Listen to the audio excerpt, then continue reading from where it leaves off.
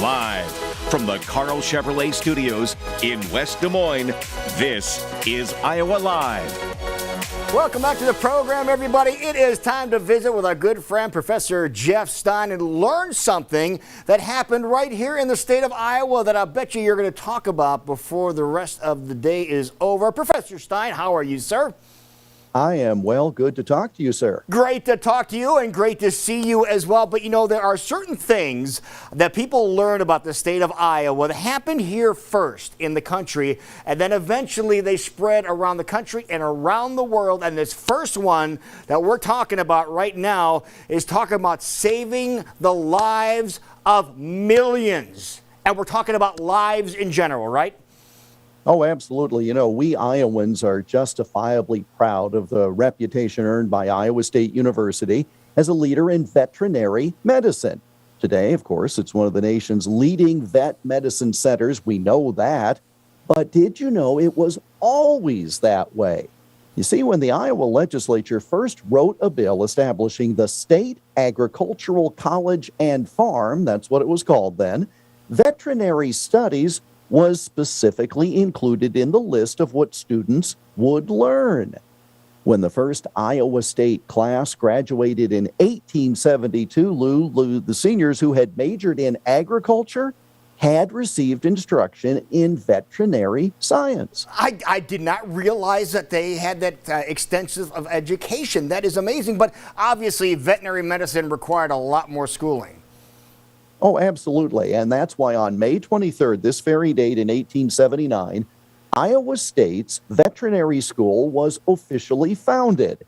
It was the first state veterinary college in the United States and the very first veterinary college of any kind in the western half of this country. Prior to the school at Iowa State, you see, veterinarians were trained in private institutions. And as a result, there were no consistent academic standards. Well, once Iowa State got on board, those early private schools soon faded from the scene. Wow. And now, is this about the time when advances in medicine were just going in leaps and bounds, and this is really important to Iowa State's veterinary school? Well, and as you mentioned, it's medicine, whether it's humans or animals. And originally, Iowa State's veterinary division offered a 2-year program. But due to those advancements being made in basic sciences, within a decade, that curriculum was extended ultimately to 4 years. And that made Iowa State the very first 4-year veterinary curriculum in the country.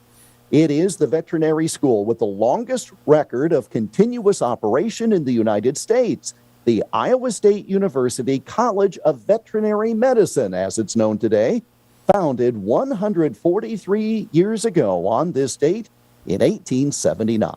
Yeah, whenever I visit veterinary offices, either taking my animals there or just visit them in general, the first thing I do is glance at the wall and see where the degree is from. And around here, it seems like the majority obviously have come from Iowa State. Well, and knowing what kind of an education they get there, when we would take our animals in, that's the seal of approval. If you see that Iowa State diploma, you know what you're getting. Not that there aren't other good schools, but I'm pretty partial to the hometown team, as it were. Yeah, it makes you feel good when you have somebody who is trained here in the state of Iowa who's also taking care of your pet. Well, and the facility there at Iowa State, used as a wonderful emergency operation for so many. It's a great referral service for vets across the state. And it's a wonderful resource that we're very fortunate to have supported here. Right. So if you know something is wrong with an animal you might be in care of, and the local place might not have the ability to do something just 30 miles up the road at Iowa State, they could probably take care of it. So that is great. Now, this is important information for all you animal lovers that are out there. If you want to find out more details about what we just talked about, or review what we just talked about, how can they do so?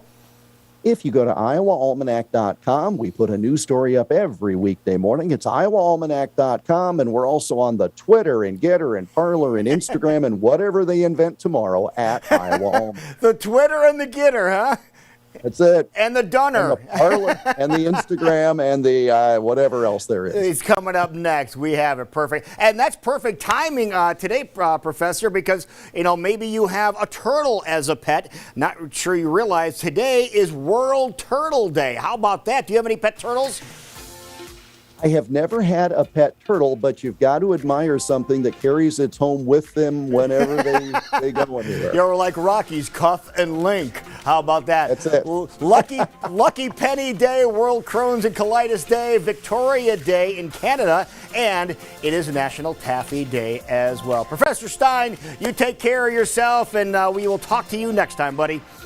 Have a great day, Lou. Thanks a lot. You have a great day as well. And we will see you back here tomorrow. And we're going to meet Lola. If you never met Lola from Lola's Fine Hot Sauce, she is going to be joining us. We are really looking forward to that. It is going to be a lot of fun, and find out what we can catch in Des Moines all this week as well. Have a great day, everybody.